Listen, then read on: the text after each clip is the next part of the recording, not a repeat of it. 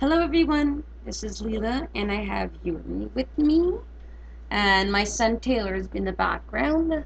Hello. So yeah, she's dressed in some clothes. The onesie, it's with lines on it, and then this I actually sewn it to fit her or the smaller babies. It was underwear. And I made it to be diaper cover. I fixed it to be like a diaper cover, and then it has like stars on it. So yeah, that's new, or not new, but yeah, for little kids. Um, like my friend and I, like I said, we sew a lot. So we, um, especially by hand. I mean, by machine, I'm not good yet. It's not the practice. But anyways, today is Story Tuesday, so I decided to read the story online. Because right now I still haven't gotten any books, so I'm going to read a story online. All right. So the book is called The Journey of the Noble Gnarble. I haven't read it yet, so just to say if I have a hard time, you'll know. By Daniel Errico, illustrated by Christian Colabelli. Yeah. So, okay. Far below the ocean waves, a narwhal lays in bed. All night long his narwhal dreams kept swimming in his head.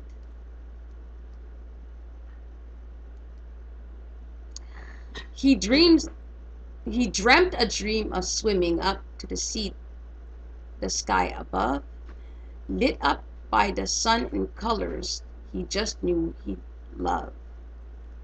So it's like a rhyme story. It's good, it's nice.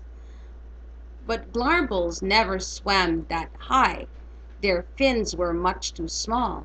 Their tails were thin and floppy, which didn't help at all. This narwhal liked his fins and had no problems with his tail.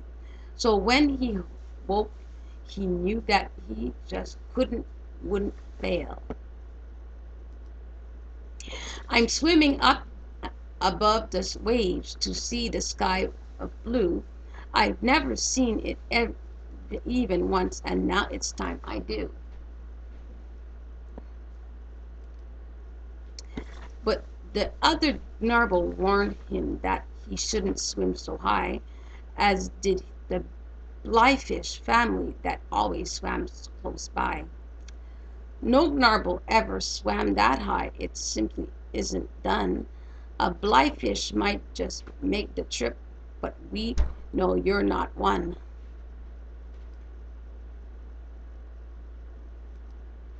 Okay. Narwhals don't have um, flappers like us blyfish do. You don't even have coggers like the swimming gungaloo. But the narwhal didn't listen, and he left his friends behind. No silly blyfish family could ever change his mind. He swam up past the boulders made of spongy blyfish gosh and flew right by the herd of floating, feeding fipple bosh. His fins were getting tired, but he knew he couldn't stop, so he kept swimming faster, trying hard to reach the top. Just then a hungry whackle blocked the narwhal with his fin. He grabbed him by his tail and brought him right up to his chin. Just then a hungry whackle blocked the narwhal. Oh, I already read that one. I didn't click on it properly. Okay. I've never had a narwhal. This would be a tasty treat, but you're much too thin and tiny for big old me to eat.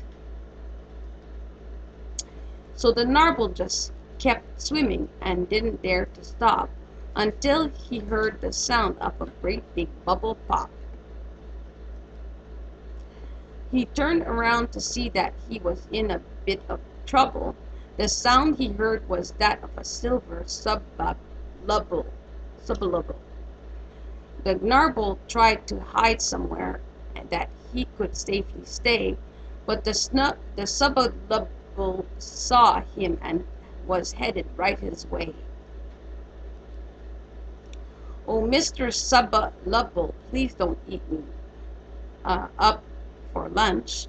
I'll bring a yummy plant instead for you to sit and munch. I've never seen a Gnarble try to swim this high before. What is it, little fishy, that you're up here looking for?" "If I could see the sky just once, I'd be a happy fish. To do one flip above the wave would be my only wish." "Well, sorry, silly Gnarble, but I cannot let you go. It's Subalubble dinner time. You should have stayed below."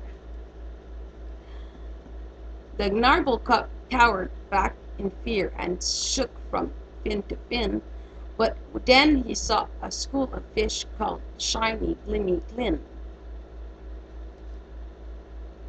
The Glimmy Glin swam right past the Subalouble's face, and the Gnarble grabbed the glimmy fin and quickly left that place.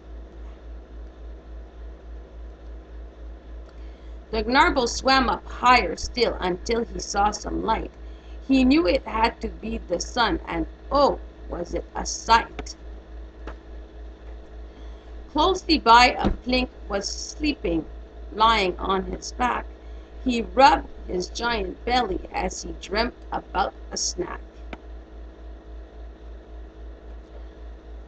The Gnarble smiled happily and set his fins a-swimming, but he didn't see the plink wake up, for he was busy grinning. The Gnarble almost made it to the surface of the sea, but the plink chomped down and swallowed him as if he were a pea. The Gnarble sat inside the plink and started softly crying. He'd never make it out, so was there any point of trying? But the Gnarble knew he'd come too close to quit and give up now. There must be some way out of there. There's got to be somehow. So the Gnarble swam around inside, trying very hard to think, and while he did, his floppy tail was tickling the plink. Sorry, those words are complicated to say. The plink was very ticklish, and he couldn't hold it in. He tried to cover his laugh with his giant plinkish fin, but his mouth was open long enough for the Gnarble to swim free. He swam so fast the hungry plink did not have time to see. Far above the ocean floor, above the Gnarble's homes, above the blithe fish families and dancing water gnomes, above the swimming gungaloo and slimy dun, a Gnarble flipped above the waves and smiled at the sun. The end. So yeah, that was the story I read today. Like I said, it was the first time I read this story.